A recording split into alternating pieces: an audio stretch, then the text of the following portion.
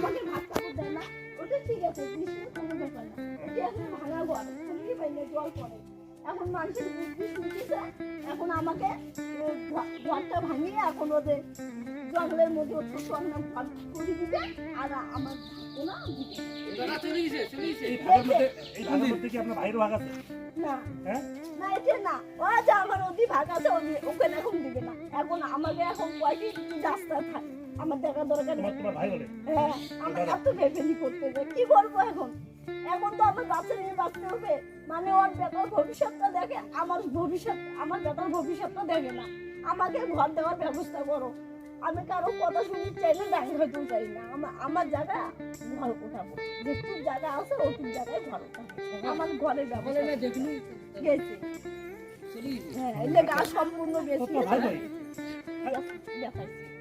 কম দামতে দেখাইছে। এই জায়গাটা কার? এই জায়গাটা যেটা ঘর করে আছেন এটা কার? এটা আমার দাদার জায়গা। ও তাহলে তোমার দাদার জায়গায় এতদিন ছিল? হ্যাঁ, আমার জায়গায় ছিলাম। এখন আমার দাদা এখানে কি এখন এখন কি করবে আমার দাদা এখানে? মানে তোমার বাবা মা যখন ছিল তখন দখল করে এটা ঘর বানাইছেন নাকি? মারা যাওয়ার পরে ঘর বানাই। আচ্ছা, তখন কিছু বলে নাই ভাই? তখন কিছু বলে নাই, এখন বলে এই ঘরটা ভাঙিয়ে মানে জঙ্গলের মধ্যে ছোট একটা রুম করে দিবে, আর আমার ভাগটা দিয়ে আছে, যে 6 কাঠা ভাগ আছে, ও 6 কাঠা আমার ভাই আমাকে দিতে চায় না। এখন না আমাকে বলে তুই কি হয় সহজে, তো ছেলে কি হয় হোক, দেখার দরকার নেই। আমি নিজের ভাই না সৎ ভাই? নিজের ভাইয়ে ফ্যামিলি এই এমন করতেছে, এখন কি করবো? আচ্ছা দাদা, আমার ঘরের ব্যবস্থা করে দাও, আমি আমার জায়গায় আমি ঘর বানাতে চাই। আর দুদিন পর আসি, আমার ভাই মারে আমাকে, আমার বৌদি মারে, আর খালি এমনি তো ভাঙা ঘরে থাকি, আর কবে ঘর থেকে বের হয়ে যা, নাহলে আমি আত্মহত্যা করার বাধ্য হবো। আমাকে যদি ঘরের ব্যবস্থা না করো, আমি আমার জায়গাতে আমি ঘর বানাতে চাই, আমি একটু বাঁচতে চাই, কিন্তু আমাকে কেউ বাঁচতে দেয় না। আমার অবস্থা তো জানো, আমার একটা ছেলে আছে। ঠিক আছে। কি করছো? স্কুলে যাওনি আজকে? ও হো সরি, আজ তো রোববার। এমনি তো রোববার ছাড়া স্কুলে যাও তো?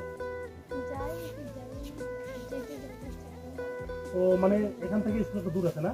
তা তোমার সাইকেল নেই? কত দূর যাবে তোমাদের স্কুল? ও আচ্ছা আচ্ছা, যাই হোক, আমি এর আগে যে আসছিলাম, হ্যাঁ, তো আজকে আসলাম, সকালে খাওয়া দাওয়া করেছো?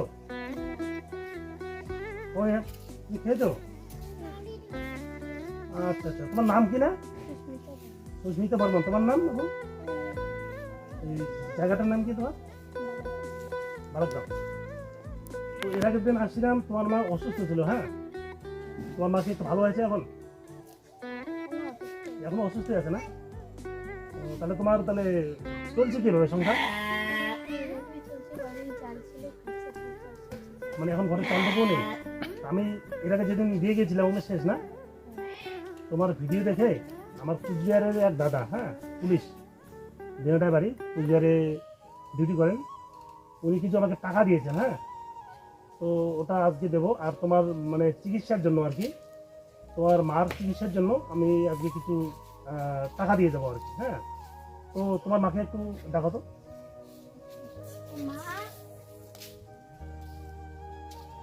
আছে দিদি? একটু বাইরে আছেন? আপনার শরীর এখন কেমন আছে? ভালো নাই না? মানে এদিকে আসুন, খাওয়া দাওয়া করেছেন? এখন কটা বাজে? তিনটা বেজে গেছে। আমার শরীর খারাপ না, উঠতে পারি না। ঘরে কিছু খাবার আছে? না, ঘরে কিছু চাল্লার নেই? মানে এত বেলা 3টে পর্যন্ত এই ছেলে মেয়েরা না খেয়ে আছে? হ্যাঁ, না খেয়ে আছে। আরে কজনের বাড়ি গেছিলাম, সবাই বলে চাল নেই, চাল নেই। ও মানুষের বাড়ি গিয়েছিলেন, চালের জন্য দেয়নি? কি বলবো, না খেয়ে আছি, পেটের ব্যথা গেছে। আমি আসলাম এদিকে, আসার সময় শুনলাম। থাকলে দাদা পেটের ব্যথা তো বেশি হবে। আচ্ছা আচ্ছা, অবশ্যই অবশ্যই অবশ্যই। তো আমি আসলাম হেল্প করতে, এর আগে তো আমি এসেছি।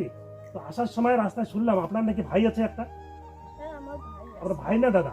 আমার দাদা। আপনার দাদা না? আচ্ছা, আপনার ভাই এসেছিল আর কি। হ্যাঁ, এসেছে। তা আপনার ভাই আসছিল, এই যে বাড়িটা আছে আর কি, এই বাড়িটা কি আপনার না আপনার দাদা? আমার দাদা। তাহলে আপনি তাহলে এতদিন আপনার দাদার বাড়িতেই ছিলেন? হ্যাঁ, আমি দাদার বাড়িতে ছিলাম, ওখানে আমাকে ভাগ দিতে তা ওখানে আমি এখন ঘর উঠে। এই 2 দিন পর পর আর বউ আসলে আমাকে বলে, ও মানে কি আপনার বৌদি আপনার কি বলে, ঘর থেকে বেরিয়ে যেতে বলে?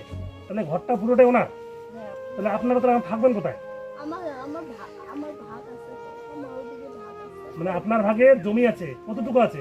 6টা। 6 কাঠা আছে, তা আপনি ওখানে কি ঘর তুলবেন? হ্যাঁ, আমি ওখানে ঘর তুলছি। আপ- এটা তো ভাঙা ঘর থাকতে পারবে। এই ঘরটা ভাঙা যেহেতু আর ঘরটাও দাদা, তাহলে আপনি যে ঘরটা তুলবেন আপনার ঘরটা তো টাকা পয়সা খরচা লাগবে অনেক। দাদা তোমার একটু হেল্প করে আমার ছাপড়া চিনে দেয়। সরকার থেকে যখন ঘর আসবে তখন ব্যবস্থা না কিচ্ছু নেই। পান না? এখনো লক্ষ্মী ভান্ডার হয়নি। আপনার লক্ষ্মীর ভান্ডার হয়নি? লক্ষ্মী ভান্ডার করছি কিন্তু হচ্ছে না, এখন বলে আরো কয় মাস দেরি আছে। আচ্ছা। কি করবো? তো যাই হোক আর কি, তাহলে এখন আপনার দাদা বা বৌদি আপনাকে ঘর থেকে বেরিয়ে যেতে বলছে? হ্যাঁ, হ্যাঁ, মানে কালকে এসে কি বলে গেল? বলে এখন ঘর ভাঙা আছে, তোকে আমি যে ওখানে বাঁশের ওখানে বাঁশ পরিষ্কার করি, ওদিকে একটু ঘর উঠে দিব, ছাপড়া উঠে দিব, ওখানে থাকবে। আর ওদি ও আবার আমি বলছি আমি হতে দেবো না, আমার যেটুক জায়গা আমি ওইটুক জায়গাতে। মানে আপনার যে 6 কাঠা জায়গা আছে ওর মধ্যে আপনি ঘর করবেন নাকি? হ্যাঁ, ওর মধ্যে ঘর করবো। যাই হোক, একটা ঘর করতে গেলে তো অনেক টাকা খরচা আছে না? খরচা তো আছে দাদা, কোনো রকম করে ছাপড়া তো উঠে থাকতে পারবে। এই যে আপনার ছাপড়া আপনার তো- মেয়ে এখন বড় হয়ে গেছে, হ্যাঁ, আপনাদের এই ছোট ছোট বাচ্চা নিয়ে আপনি কিভাবে থাকবেন? আপনার দাদাকে বললে এই ঘরটা আপনাকে দেবে না? না, আমার দাদা এটা করে দিবে। তো আপনাদের এই ঘর থেকে বেরিয়ে যেতে বলছে? এটা ভাঙা ঘর, আবার এটা ঘরে থাকাও যাবে না, জল পরে আবার ঘরটা পুরো ভাঙা, ঘর আসলে করবে। আচ্ছা ঠিক আছে, তা আপনি বর্ষাটা বেরোলে, মানে বর্ষার মধ্যে তো মানে কিছু করতে পারবেন না, বর্ষার পরে আপনি আমার তরফ থেকে আমি সহযোগিতা করবো আপনাকে ঘর করে দেওয়ার জন্য, যেহেতু আপনার দাদা আপনাকে ঘর থেকে মানে বেরিয়ে যেতে বলছে আর কি, দাদা বৌদি। হ্যাঁ, আমি চেষ্টা করবো আপনাকে ঘর করার জন্য। তো আপাতত আজকে আমি আসলাম। আপনার শরীরের অবস্থা কীরকম আছে বর্তমানে? আমার শরীরের অবস্থা ভালো না। আপনি কি ডাক্তার দেখাবেন? হ্যাঁ। আচ্ছা, আপনি ডাক্তার দেখান, আমি কিছু টাকা দিয়ে যাচ্ছি আজকে ডাক্তার দেখানোর জন্য। হ্যাঁ, আমার এক মানে খুব কাছের মানুষ, এক দাদা আমার, হ্যাঁ, উনি পুলিশে কর্মরত কুচবিহারে, যে দাদার বাড়ি, ওই দাদা আমাকে আপনার জন্য এই মানে বন্ডির জন্য আমাকে 200 টাকা পাঠিয়েছে। হ্যাঁ, আমার অ্যাকাউন্টে পাঠিয়েছে, আমি টাকাটা আজকে দিয়ে যাব। তো উনি খুব ভালোবাসে এই বাচ্চাদের, এর আগেও দিয়েছিলেন। ওই দাদাকে অসংখ্য ধন্যবাদ এই অসহায় মানুষের পাশে দাঁড়ানোর জন্য। তো আমি আজকে আপনাকে চিকিৎসা বাবদ কিছু টাকা দিয়ে যাচ্ছি। হ্যাঁ, আপনি ডাক্তার দেখিয়ে নেবেন, আর আপনি যদি অসুস্থ বোধ করেন বা মানে বিছানায় পড়েন, তাহলে তো এদেরকে খাওয়াবে কে? তাই তো? আমার ভাইকে বলছিলাম যে একটু চিকিৎসা করতে, আমার ভাই বলে আমার কাছে পয়সা নেই, মানে করার কিছু নাই, মরি যা। আপনি আপনার দাদাকে বলেছিলেন? হ্যাঁ, চিকিৎসা করার কথা বলি আমার দাদাকে, কিন্তু আমার দাদা গ্যারান্টি করে না, আমি পারবো না, আমার সংসার আছে। ও আপনার দাদা মানে একদম ইয়ে করে দিচ্ছে। আচ্ছা ঠিক আছে, করতে হবে না। হ্যাঁ, আমি বা আমার সহকর্মী যারা আছে, আমার মতো যারা আছে, তারা সবাই মিলে আমরা চেষ্টা করব আপনাকে মানে কারেন্টের বিলটাও দেয় না, বলে আমার করার কিছু নেই, কাটে দিবে। আমি বলে কারেন্টের বিলটা দেয়, খাবার তো দিস না, কারেন্টের বিলটা তো দিবি, কয়েকে আমি তাও পারবো না।